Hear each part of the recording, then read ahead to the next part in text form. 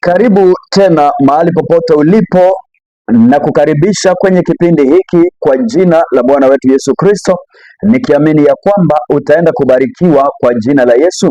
Majina yangu ni Apostle Peter Mutinda Ngumbi wa Palace of Integrity Ministries. Palace of Integrity Ministries tunapatikana pale Chokaa iko katika barabara inayojulikana kama Kangundo Road, katikati ya Njiro na Ruai. Ukitoka Nairobi unafika Njiro, ukipita Njiro unafika Chokaa kabla ya hujaenda Ruai. Hapo ndipo huduma hii yetu inapatikana. Ninakukaribisha kwenye ibada zetu kila siku ya Thursday saa 12 mpaka mwendo wa saa 1, na ukifika hata mwendo wa saa 10 utakuwa unaendelea kuomba pale kanisani, na pia kila siku ya Sunday ninakukaribisha kwenye ibada zetu ambazo zinaanza saa 3 mpaka mwendo wa saa 7:30. Ningependa nilete matangazo mawili kisha tuweze kuingia kwenye ibada ya usiku wa leo. Mahali popote ulipo, nataka nikutangazia kwamba tarehe 29 mwezi wa 3 tutakuwa ni Sunday ya mwisho ya mwezi wa 3. Tutakuwa na ibada yetu ya giving kwa ajili ya kununua vyombo za kuhubiri, na nimechukua nafasi nikaribishe watu wote ambao ni marafiki na wote ambao wananisikiza kwa radio, nikiomba nipate mtu ambaye anasema hiyo siku nitaweza kusimama nanyi, nitawasupport na sadaka yangu ya 1000, sadaka ya 2000, sadaka ya 500, chochote utawezeshwa na Mungu. Hiyo siku ni mwezi ujao, tarehe ni 29, itakuwa ni Sunday ya mwisho ya mwezi. Ukifanya hivyo, Mungu wa amani atakubariki. Na kama ungependa kufanyika baraka katika siku hiyo, tuko na till number yetu ambayo utaweza kuitumia, ambayo ni 3121211 3121211, na Mungu wa amani atakubariki. Mahali popote ulipo, ningependa kwanza ufanye jambo moja tu. Chukua simu yako, niandikie ujumbe mfupi, unaitwa nani na unanisikiza ukiwa wapi? Unaitwa nani, unanipata ukiwa wapi? Kwa hiki kipindi nitaweza kuangalia kwa simu yangu ambao ni 0722174900 0722174900.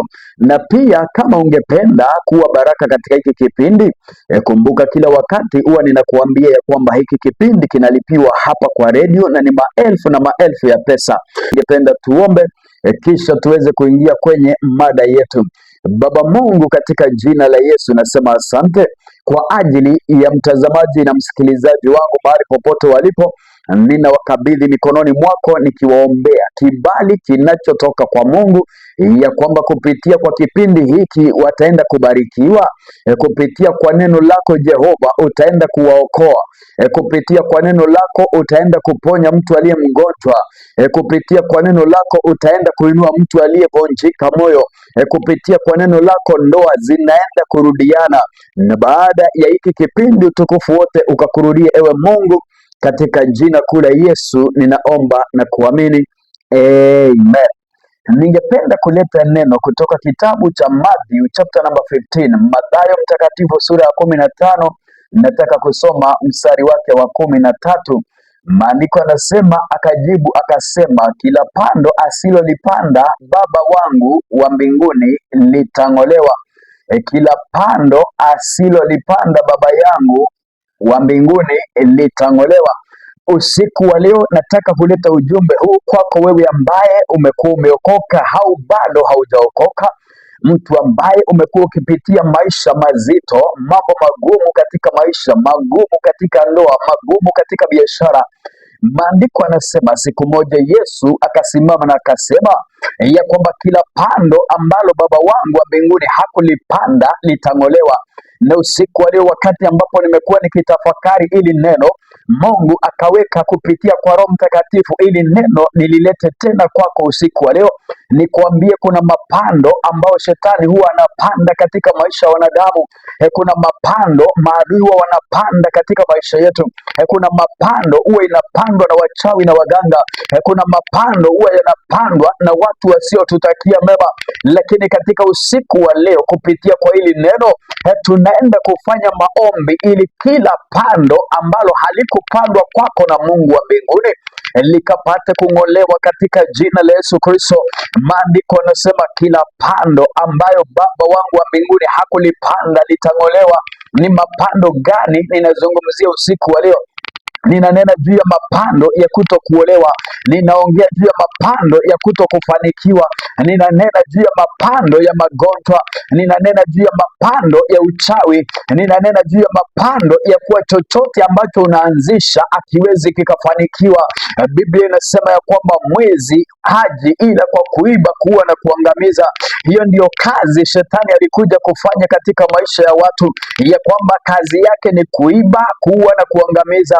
Lakini Yesu Kristo alikufa msalabani ili watakao muamini tuwe na uzima, tena tuwe na uzima teletele. Na ndio maana neno hili linakuja kwako kwa wakati kama huu, wakati ambapo unaelewa kuna mapando ambayo sio Mungu amepanda ndani yako. Chuki ambayo umechukiwa na wanadamu sio mapando imepandwa na Mungu, hapana. Hayo ni mapando yamepandwa na shetani katika maisha yako. Kuto kufanikiwa sio mapando ya Mungu, kuto kuolewa sio mapando ya Mungu. Ni mapenzi ya Mungu tuwe na afya nzuri, ni mapenzi ya Mungu tufanikiwe katika chochote tunachofanya, ni mapenzi ya Mungu tufanikiwe katika ndoa, ni mapenzi ya Mungu tubarikiwe na watoto, ni mapenzi ya Mungu tubarikiwe kibiashara, ni mapenzi ya Mungu tupate kuendelea hata katika huduma. Lakini shetani alikuja akaingia akapanda mapando katika ndoa za watu, akapanda mapando katika hiyo biashara yako. Nimekuja usiku wa leo na neno hili likutangazie in the mighty name of Jesus Christ, ya kwamba kila mapando ambayo Baba wa mbinguni hakupanda ndani yako yatang'olewa katika jina la Yesu Kristo. Haijalishi ni mapando ya aina gani mpendwa, wengine ni mapando ya madeni. Hayo mapando ya madeni yatang'olewa katika maisha yako in the mighty name of Jesus Christ. Wengine ni mapando ya kuto kusonga mbele. Hayo mapando yatang'olewa katika jina la Yesu Kristo. Ni Yesu Kristo mwenyewe aliyesema kila pando ambayo Baba wangu wa mbinguni hakulipanda ndani yako litang'olewa. Mpendwa, ni pando ya aina gani ambayo ungependa tung'oe wakati kama huu? Ninaenda kufanya maombi yaliyo ya nguvu, maombi ambayo imejaa Roho Mtakatifu wa Mungu, maombi ya kung'oa kila mapando ambayo Mungu hajapanda ndani yako.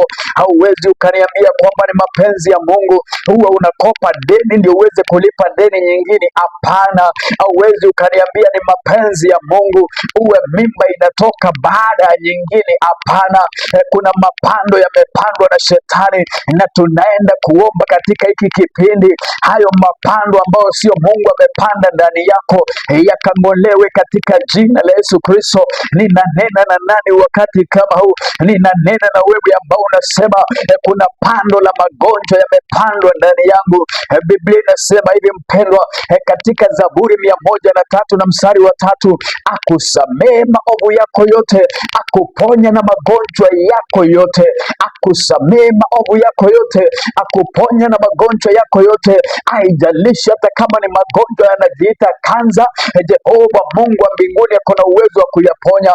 Magonjwa yanayoitwa HIV positive, Jehova ako na uwezo wa kuyaponya katika jina la Yesu Kristo. Magonjwa ya kila aina Mungu anaenda kuyang'oa ndani ya mwili wako usiku wa leo. Maandiko yanasema hivi mpendwa, kila pando ambalo Baba Mungu wa mbinguni hakulipanda ndani yako litang'olewa. Na usiku wa leo sitaki tuongee sana, nataka tufanye maombi yaliyo na nguvu, tufanye maombi ya moto, tufanye maombi ya kuvunja na kung'oa kila mapando ambayo yamepandwa ndani ya maisha ya wanadamu. Sijui ni aina gani ya mapando imepandwa ndani yako, ila katika usiku huu na katika kipindi hiki ninataka tufanye maombi yanaitwa ya kung'oa kila pando ambalo Mungu hajapanda ndani yako. Wengine wanaponisikiza katika hiki kipindi, kuna mapando ya utasa. Umeolewa miaka 7, miaka 10, miaka 15, au hujawahi barikiwa na mtoto. Kumbe sio Mungu amefunga tumbo yako, kumbe ni mapando yalipandwa na adui katika mwili wako. Watu wanasema ya kwamba ni mimba huwa unatoa, kumbe sio kutoa mimba. Kuna mapando yalipandwa ndani yako. Ninataka nikufanyie maombi katika jina la Yesu. Kila mapando ya utasa iliyopandwa ndani yako ninaing'oa katika jina la Yesu Kristo. Mapando ya kutokubarikiwa na watoto ikang'olewe katika jina la Yesu Kristo. Mapando ya kutokubarikiwa na watoto ikang'olewe katika jina la Yesu Kristo. Mapando ya utasa ng'oka katika jina la Yesu, toka katika mwili wake in the mighty name of Jesus Christ. Mapando ya magonjwa ya kila aina toka katika miili yao. Mapando yanayojiita kanza ninakung'oa katika jina la Yesu Kristo. Mapando yanayojiita HIV ninakung'oa katika jina la Yesu. Hili neno likatimie linalosema ya kwamba na kila pando ambalo Baba Mungu wangu wa mbinguni hakulipanda litang'olewa. Haijalishi mpendwa, imepandwa miaka ngapi ndani ya maisha yako, ninatangaza hilo pando likang'olewe, ninatangaza hilo pando likang'oke in the mighty name of Jesus Christ. Kuna wengine katika usiku wa leo, mapando ambayo imepandwa ndani yako ni ya kwamba kila mahali ukienda unakubalika, unaanza vizuri, lakini baada ya wiki moja ama baada ya mwezi mmoja, roho ya kuchukiwa inakufuata. Yaani unapata hata wale watu walikukaribisha mpaka wakakuambia utakaa kwangu mpaka ufanikiwe. Hauelewi mapando ya chuki yalitoka wapi.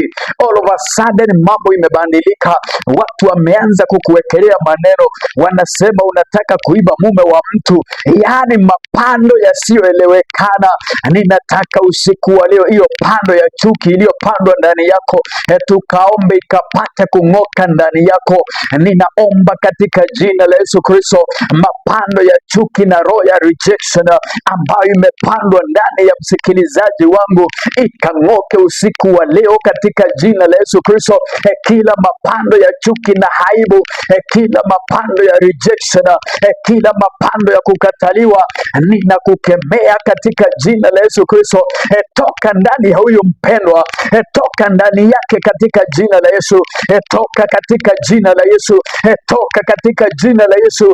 Mapando ya rejection, mapando ya kukataliwa, toka ndani yao katika jina la Yesu. Haijalishi mpendwa umechukiwa miaka ngapi, kutoka dakika hii ninakutangazia ukapendeke katika jina la Yesu, ukakubalike katika jina la Yesu. Hilo pando ambao Mungu ameing'oa ndani yako haitarudi ndani yako tena in the mighty name of Jesus Christ. Tunapoendelea ninazidi kuomba, nataka kunena juu ya jambo lingine. Kuna watu katika maisha huwa wana mapando ya kutokuolewa ama kutokuoa. Unapata mtu amechumbiwa zaidi ya mara 10, lakini huwa unaelewa ya kwamba huyu mchumba tutakaa na yeye tu, sitaki aende kuona kwetu, kwa maana akifika kwetu tutaachana. Kuna watu wanaelewa kile ambacho ninazungumza wakati kama huu, ya kwamba umechumbiwa na watu sio mmoja, sio wawili, sio watatu, lakini kila wakati ikifika ni kumwonyeshana kwa watu wenu, hiyo relationship lazima itavunjika. Ni kitu gani ambacho wakinatendeka? Ni mapando yaliyopandwa ndani yako ya kwamba mamisha ndoa yako, ya kwamba hautawahi kuwa na boma lako, ya kwamba hautawahi oa wala hautawahi olewa. Hilo pando la kutokuolewa na kutokuoa ikang'olewe ndani yako usiku wa leo katika jina la Yesu. Ninavunja hayo mapepo yaliyotumwa ya kukuangaisha, maroho yaliyotumwa kutoka kuzimu yanayosababisha usiolewe na usioe, ninayang'oa ndani yako katika jina la Yesu Kristo. Kila pepo iliyotumwa kutoka kuzimu inayosababisha maisha yako inaonekana ya kuhangaika, ninaivunja ndani, ambayo inasababisha kila wakati ukipeleka mchumba kwenu mambo yanaharibika mpaka mnawachana. Ilo pando likang'olewe katika jina la Yesu. Ninaivunja ndani yako, ninaing'oa ndani yako in the mighty name of Jesus Christ. Umechumbiwa mara ngapi mambo yakaharibika? Kuanzia dakika hii ninakutabiria in the mighty name of Jesus Christ, it is not over until God says it is over. Kwako haijafika mwisho. Ninaona kuna watu walikuwa wamekata tamaa, ukafika mahali pa kusema ya kwamba sioni kama nitaoa tena. Ninataka nikutangazie kuanzia kuanzia dakika hii, hilo pando ambao shetani alikuwa amepanda ndani yako imeng'olewa. Kuanzia leo utachumbia tena na utaoa. Kuanzia leo utachumbiwa tena na utaolewa katika jina la Yesu Kristo. Tunaendelea na kung'oa mapando ambayo shetani wanapanda katika maisha yetu. Kuna pando inaitwa pando la madeni. Kuna watu ambao sasa hivi unaponisikiza hata umezima simu yako kwa sababu hautaki upigiwe simu, na unajua ya kwamba unaweza ukachotewa wakati wowote. Shida ni nini? Kwa sababu ulianza ukakopa pesa ya kwanza, hiyo pesa ikazaana, inafika unaenda kukopa pesa ya pili ndio ulipe deni ya kwanza. Yaani mapando ya madeni imepandwa katika maisha yako, mpaka watu wakikuona wanasema yule mwenye madeni. Yaani watu wakikuona unaenda kwa duka, hata hataki kujua kama unaenda kununua, anakuambia kaa kando kwanza nimalizie, hawa wanataka kununua. Ni kana kwamba wewe sio mteja, kwa sababu umejulikana kwa kukopa. Kuna mapando ya madeni imepandwa ndani ya mtu. Ninaitangazia katika jina la Yesu Kristo, mapando ya madeni toka katika maisha yao, in the mighty name of Jesus Christ. Hiyo roho ya madeni na kukopa kopa ninaivunja katika jina la Yesu. Haina uwezo wala mamlaka katika maisha yako. Umekopa mpaka umeaibishwa kila mahali. Hiyo roho ya madeni, mapando ya kukopa kopa, mapando ya madeni toka ndani ya huyu mpendwa katika jina la Yesu Kristo. Wachilia maisha yao, wachilia biashara zao, wachilia nyumba zao katika jina la Yesu Kristo. Umezama kwa madeni. Ebu nipate mtu ambaye anasema, mtumishi wa Mungu, nimekwama kabisa, nimejaribu, nimeshindwa. Nasikia roho wa Mungu ananizungumzia juu yako. Ebu katika hiki kipindi, wakati kama huu, wewe ambao unasema nimezama kwa madeni, sijui nitafanya nini. Maandiko yanasema katika Zaburi 50 na mstari wa 5, nikusanyieni wacha Mungu waliofanya agano nami kwa dhabihu. Zaburi 126 na mstari wa 5, maandiko akasema ya kwamba wapandao kwa machozi watafuna kwa kelele za furaha. Unapanda kwa machozi wakati ambapo uko na madeni, lakini mafuno yako yanakuja kwa shangwe na vigelegele. Jaribu Mungu kupitia kwa hiyo, kwa unabii huu wa siku ya leo unaosema ya kwamba nikusanyieni wacha Mungu wangu waliofanya agano nami kwa dhabihu. Kuna jambo moja nataka tuzungumzie, kisha tuweze kutoka katika hili jambo ili tupate kuomba. Kuna watu ambao mapando yaliyopandwa ndani yao ni ya kwamba hawawezi wakatulia mahali pamoja. Hauwezi ukajenga. Ulijaribu ukanunua mawe ukapeleka nyumbani, mahali ambapo ulitaka kujenga, baada ya kuweka yale mawe imekuwa ni kichaka. Sasa hata haujui kama utaweza kujenga. Na unajua, unanisikiza vizuri, kuna mapando yaliyopandwa ndani yako ya kwamba hautawahi settle, hautawahi tulia, hautawahi jenga. Hili pando ninataka tuombe ikang'olewe ndani ya mtu usiku wa leo. Haijalishi ilipandwa na nani na ilipandwa lini. Ninanena na watu ambao wako na miaka 12 kutoka wakati ambapo ulinunua material za kujenga, lakini leo hizo material zimejenga na watu wengine na zingine zimeibiwa, na hauna matumaini ya kujenga tena, hauna matumaini ya kusetwa mahali pamoja, hauna matumaini, kwa maana hata mahali popote ukienda hauwezi ukaseto. Hilo pando la kuto kutulia, hilo pando la kuto kujenga, hilo pando la kuto kusimamisha nyumba yako, ninaivunja ndani yako katika jina la Yesu. Ninaing'oa ndani yako katika jina la Yesu Kristo. Watu wanasema ya kwamba umezeeka bila kitu.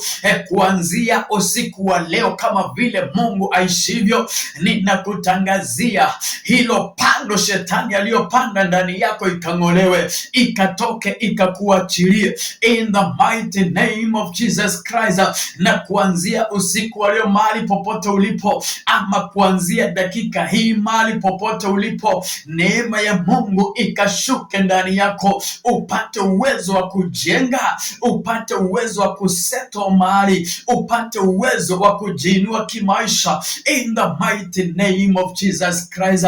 Hata kama walikuwa wamekufunga na uchawi ikavunjike katika jina la Yesu Kristo. Uko pale au hujaokoka na unasema ningependa mapando yaliyopandwa ndani yangu yang'olewe. Pando la kwanza kung'olewa ni kukataa kukaa kwa shetani. Pando la kwanza ni kusema ya kwamba hiyo pando iliyopandwa ya kunizuilia kuokoka ing'olewe ndani yangu katika jina la Yesu. Hebu rudia haya maombi mahali popote ulipo.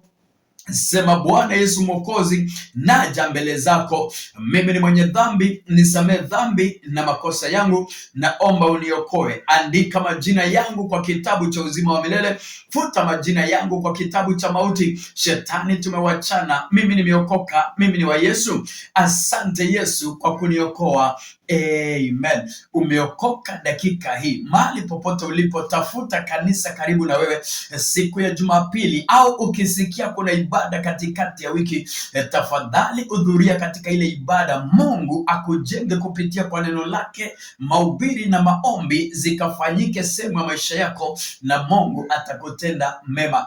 Kama unaweza ukafika kanisani kwetu siku ya Sunday, ninakukaribisha pale Chokaa, Palace of Integrity Ministries.